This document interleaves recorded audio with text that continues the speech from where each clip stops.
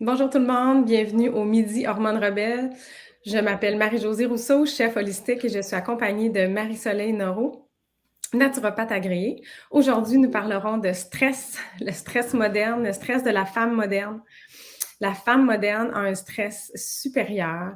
On peut dire que les femmes d'aujourd'hui à Marie-Soleil, souvent, c'est eux dans la famille qui s'occupent de leurs parents. Des fois, leurs parents sont malades, ils ont des maladies chroniques, il faut qu'ils déménagent, aller dans des centres.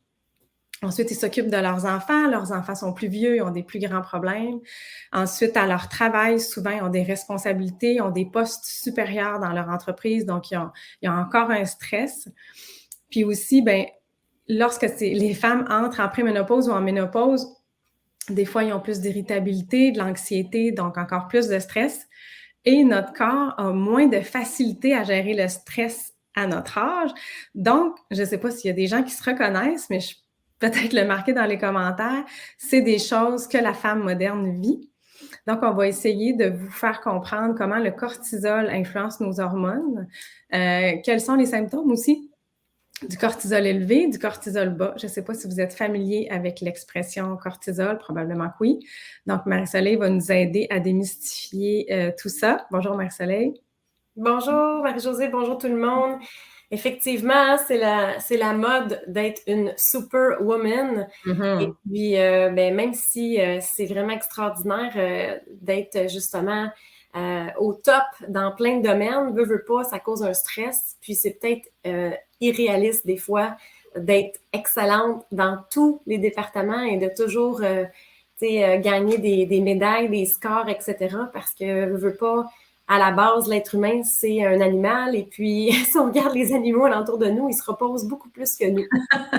En fait, il y a beaucoup de femmes qui se vantent d'être des superwomen à un moment donné. Hein, c'était très à la mode. Là, les femmes, Mhm. ils devaient égaler leurs collègues au travail et tout, et être bonnes à la maison. Donc, ils disaient souvent, je suis fatiguée, j'ai travaillé jusqu'à 11 heures, j'ai fait ci, j'ai fait ça, mais c'est pas ce qu'on recommande, nous, en tout cas. Mm. Ben, c'est ça l'affaire, c'est que ça paraît bien pendant un bout de temps, puis les gens nous admirent, puis on est fiers de ça, mais un jour, ça nous rattrape. Puis si on fait un burn-out, un vrai épuisement professionnel, où est-ce qu'on se ramasse au lit parce que notre système fonctionne plus, ben c'est pas là qu'on va être vraiment fier d'en avoir trop fait pendant trop d'années. Fait que, tu sais, la fameuse phrase de brûler la chandelle par les deux bouts, ben, à un moment donné, il en reste plus de chandelle dans le milieu. Fait qu'il faut quand même visionner cette image-là, puis aussi peut-être penser à une batterie de cellulaire ou une batterie d'ordinateur. Ben, si on ne fait pas attention à notre batterie, éventuellement, on n'est plus capable de la recharger. Donc, c'est un Comment peu... ça un peu influence comme nos ça. hormones, Mais le ça stress, influence en nos fait? hormones de plein de façons. Donc, euh, avant, peut-être de continuer, j'aime toujours poser la question aux gens, est-ce que le terme cortisol est quelque chose que vous entendez parler beaucoup? Est-ce que vous le comprenez bien? Parce qu'il semble avoir de la confusion. Donc, peut-être dire oui ou je veux en savoir plus dans les commentaires. Aussi, peut-être nous dire si c'est la première fois que vous nous écoutez parce qu'on est rendu à épisode 9 et donc on pourra vous donner le lien pour avoir accès aux enregistrements des autres épisodes si vous les avez manqués parce que tout est connecté comme vous allez pouvoir voir au Mhm. niveau du système hormonal. Donc, en partant, le Mhm. cortisol, en fait, c'est une des hormones du stress qui est fabriquée, en fait, dans les surrénales. Puis, quelque chose qui est vraiment important de savoir, c'est que le terme épuisement des surrénales est maintenant désuet. Donc, ça, on l'explique vraiment bien dans le programme Hormones Rebelles qui est complet, qui va dans le détail. Aujourd'hui, on veut s'attarder à des choses pratico-pratiques avec vous. Donc, qu'est-ce qui est important de savoir, c'est que dans votre surrénale, vous avez des petits fourneaux cellulaires.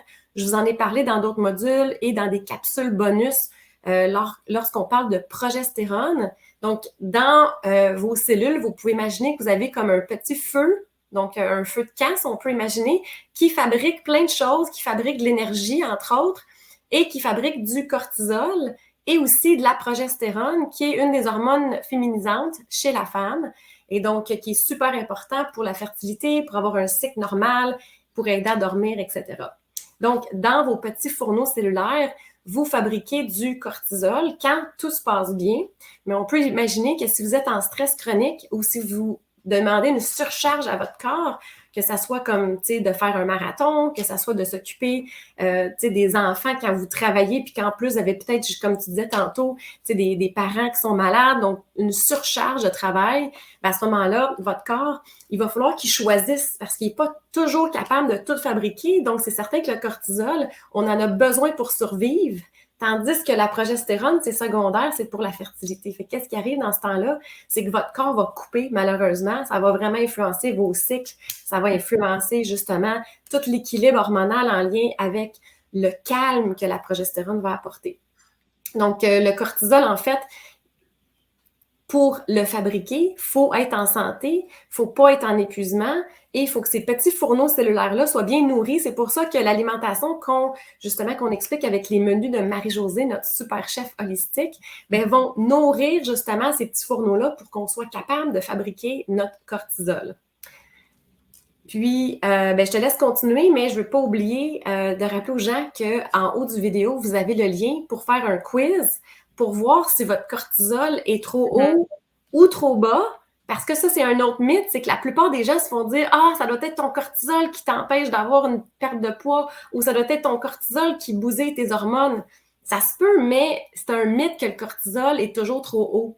Puis ça, on l'a démontré avec notre quiz. Marie-Josée, est-ce que tu sais, on est rendu à combien de participants? Je pense qu'on en a vraiment plusieurs, hein? 400-500, certains. Oui? Ah, je pensais qu'on était à 800 la dernière fois. Ah, tu veux dire le quiz, oui, pour les hormones, oui. Effectivement, on est rendu à 1000 personnes. Oui, c'est quand même un bel échantillonnage là, pour faire une petite étude là, de cas. Là. Puis, qu'est-ce qui est sorti le plus? Le cortisol bas. Oui, fait que ça, c'est vraiment démontré scientifiquement maintenant. Donc, pendant des années, on a toujours blâmé le cortisol.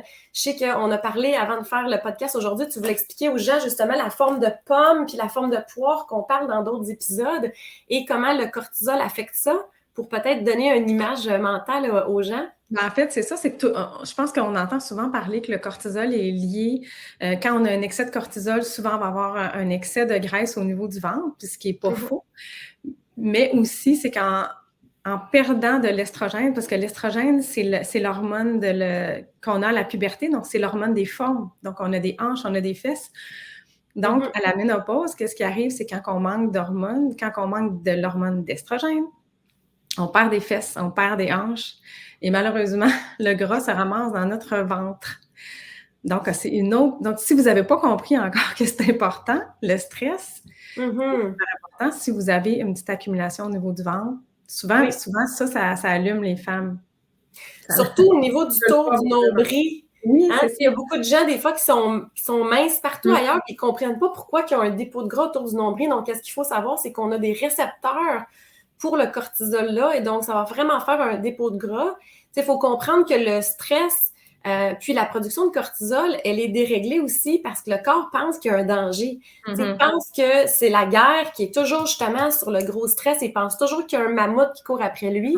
Puis dans ce temps-là, le corps, il veut faire des réserves parce qu'il ne sait pas, lui, là que vous avez le frigidaire plein, puis qu'il va être encore plein demain. Lui, il a peur que votre frigidaire se vide, qu'il y ait une famine ou quelque chose quand vous êtes toujours stressé.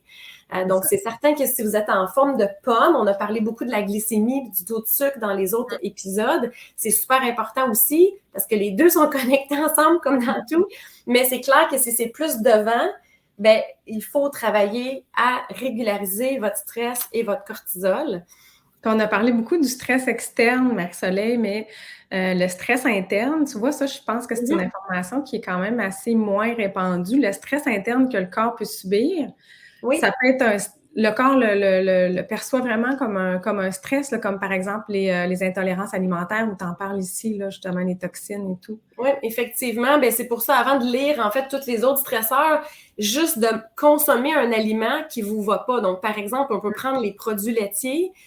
Des fois, les gens pensent que c'est le lactose, mais la plupart du temps, c'est la protéine qui est la caséine. Ça va donner, par exemple, de la congestion nasale. Ça peut donner des éruptions cutanées comme l'eczéma.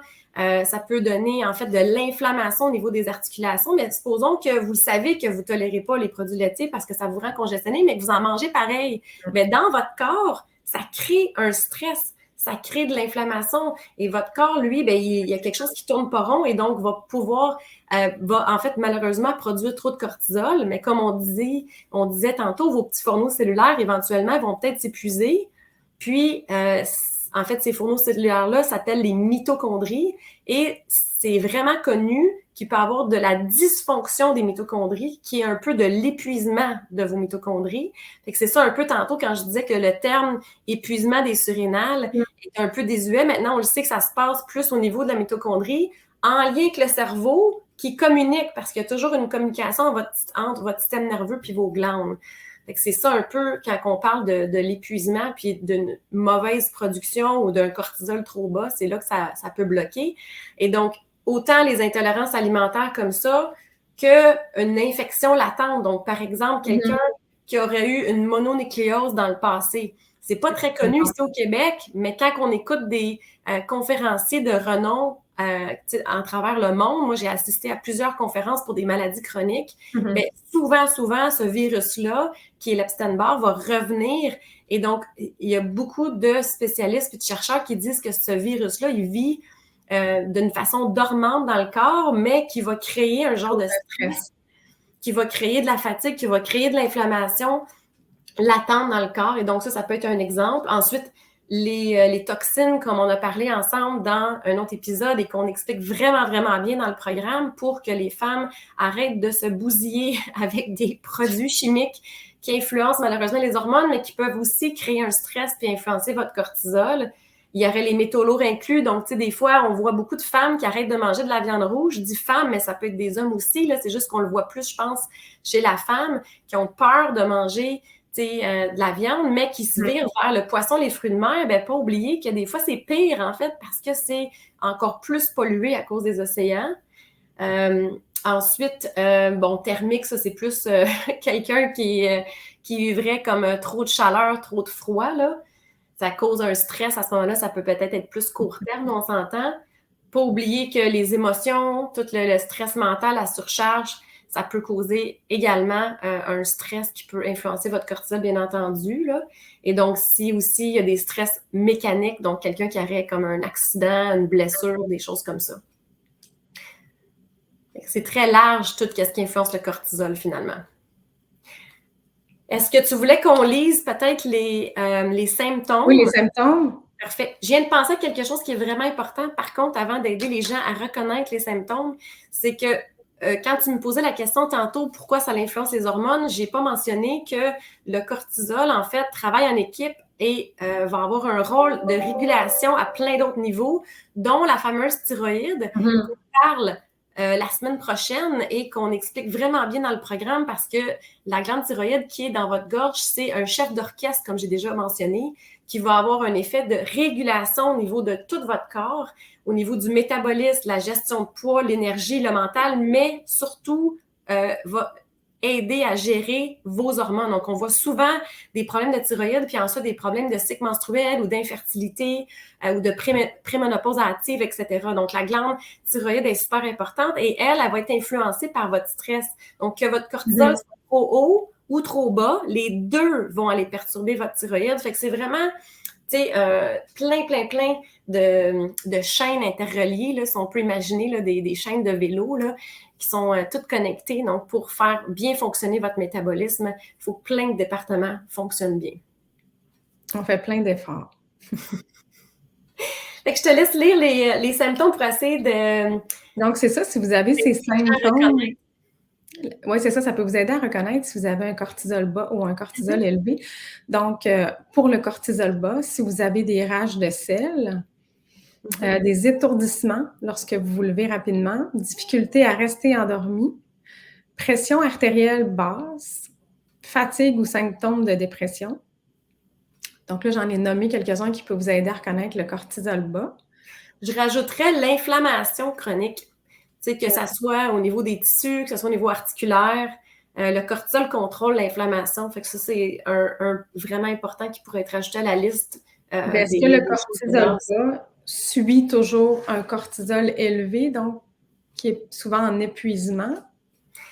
C'est clair que souvent, à part si c'est vraiment une maladie des surrénales qui est plus rare, là, que ça doit vraiment être diagnostiqué avec votre médecin, puis à ce moment-là, ça va être vraiment flagrant dans le sang.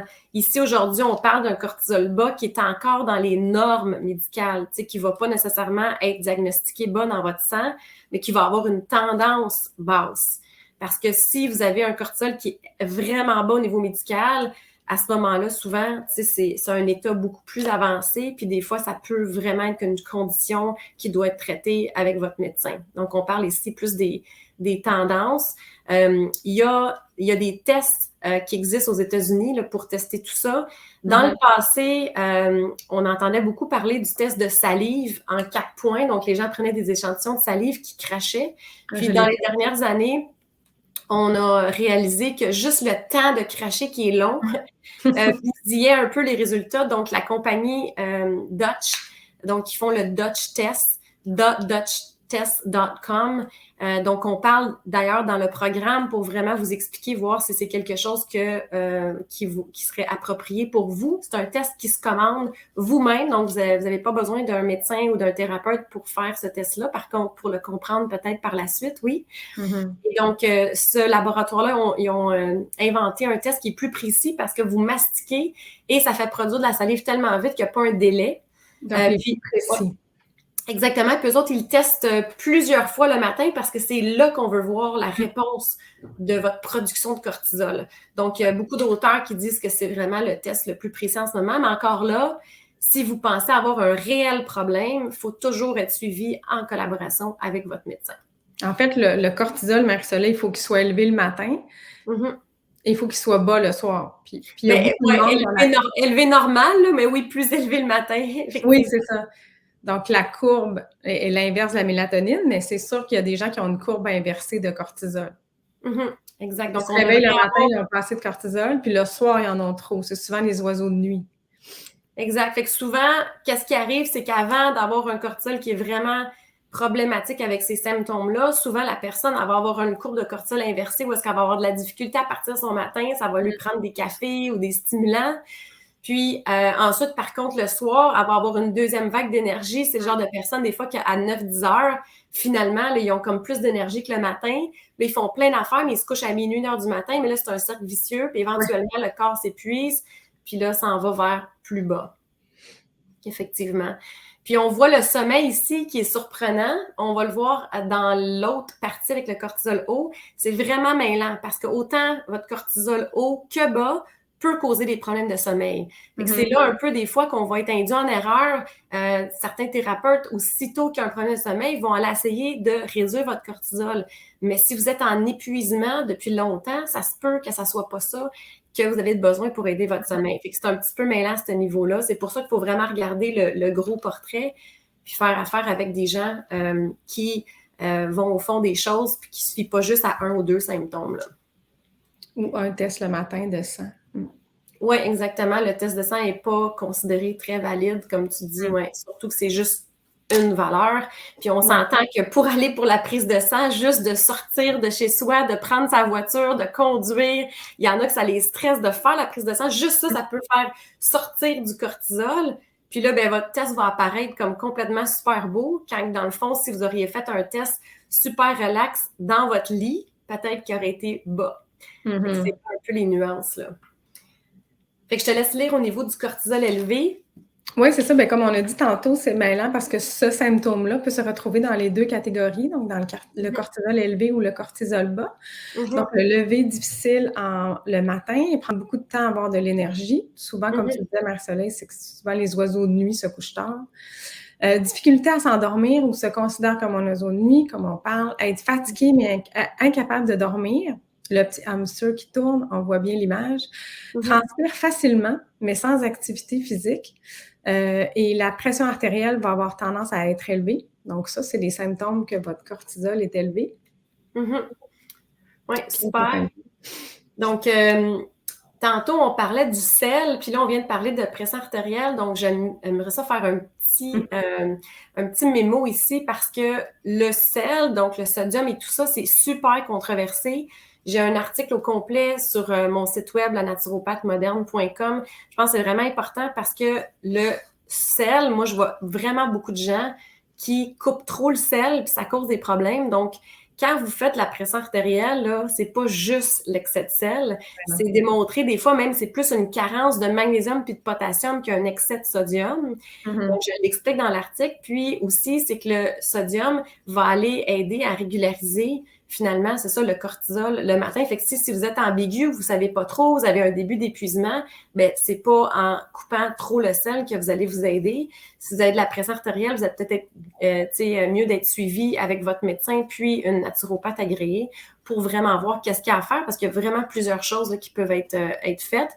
Puis le sodium, on oublie, mais c'est un minéral qui est alcalin. Fait que ça, on en parle aussi dans le programme global, comment régulariser vos minéraux. Parce que quand on est stressé, en fait, c'est qu'on urine nos minéraux. Donc, on perd plus de sodium, potassium, magnésium, parce que le corps, il y a un mécanisme, en fait, d'aller éliminer via l'urine. Fait que le plus que vous êtes stressé, le plus que vous êtes déminéralisé. Wow. Puis les minéraux, en fait, c'est un petit peu comme qu'est-ce qui nourrit l'électricité en vous pour de l'énergie. C'est vraiment un cercle vicieux. Le plus que vous urinez vos minéraux, le moins que vous avez de l'énergie, le plus que votre corps vit un stress. Fait que c'est vraiment, vraiment important de tout considérer ça. Puis on le fait vraiment en détail avec vous dans le programme Hormones Rebelles. Juste une petite parenthèse sur le sel et l'alimentation, je le dis souvent, mais quand vous faites vos propres repas, que vous faites vos salades, vos vinaigrettes, vos soupes, vos bouillons, c'est important de mettre un bon sel d'une belle qualité. Le sel qui est nocif, c'est le sel dans les aliments transformés. Ça, c'est vraiment à proscrire. Mais quelqu'un qui se fait une vinaigrette ou une salade, il faut en mettre du sel. Effectivement, ça l'aide à régulariser plein de processus. Puis, de toute façon, si vous avez un problème de pression, comme je vous dis, si vous êtes bien régularisé avec un médecin qui suit, que vous prenez des médicaments ou non, vous pouvez regarder avec votre pharmacien, mais il y a un besoin de d'autres minéraux comme le magnésium et le potassium pour aller tout équilibrer. Tout ça, ça fait qu'on tolère mieux le sel et que notre énergie et notre cortisol est mieux. Manger des avocats. C'est bon pour le potassium. Oui, aussi, effectivement, c'est pas juste dans la banane, hein? Non, c'est pas dans l'avocat. Oui, j'en parle sur un de mes posts, là, le mythe de la banane. Là, il y a comme plus de potassium des fois juste dans un zucchini cuit, tu sais. Fait que on oublie, là, mais les potages, c'est super reminéralisant. Donc là, on est encore l'été, mais l'automne s'en vient. Fait qu'oubliez pas de vous préparer peut-être des réserves. Vous pouvez congeler si vous avez trop de zucchini et tout ça, ça peut être super, là. Oui. Excellent. Donc, avec le mot de la fin, Marie-Josée, est-ce que tu as quelque chose que tu voudrais dire aux gens? Bien, je pense qu'il faut qu'ils prennent leur stress au sérieux, ceux qui ont des stress chroniques, ceux qui ont des stress au travail, à la maison, demander de l'aide, demander de l'aide. Partout, vous pouvez avoir de l'aide maintenant.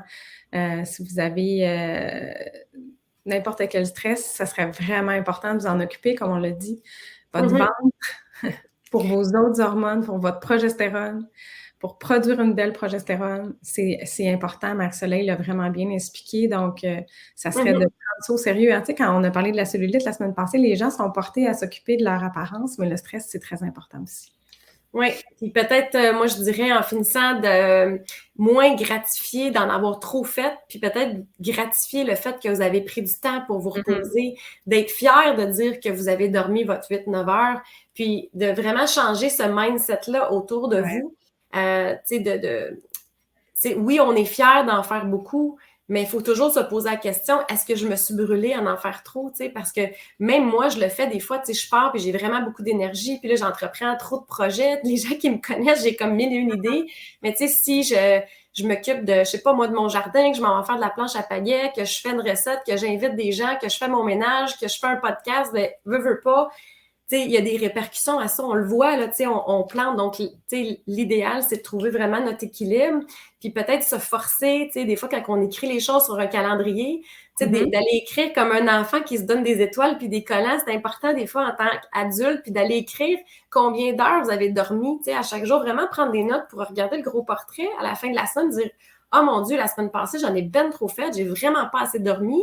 Ma moyenne, c'était juste 7 heures, quand dans le fond, je veux que ma moyenne soit 8 heures, par exemple. Ça dépend de chaque personne, mais en général, on suggère un 8 heures là, pour la plupart des gens. Et donc, essayer de récupérer peut-être la semaine d'après, de booker moins de choses, de dire non, de vous respecter au niveau de votre énergie. Ça va vraiment aider. Mais je pense que de l'écrire et de faire un calendrier, ça serait mon mot du jour, là. Mais tu as raison. Ce qu'on peut retenir d'aujourd'hui, c'est d'arrêter de glorifier la superwoman.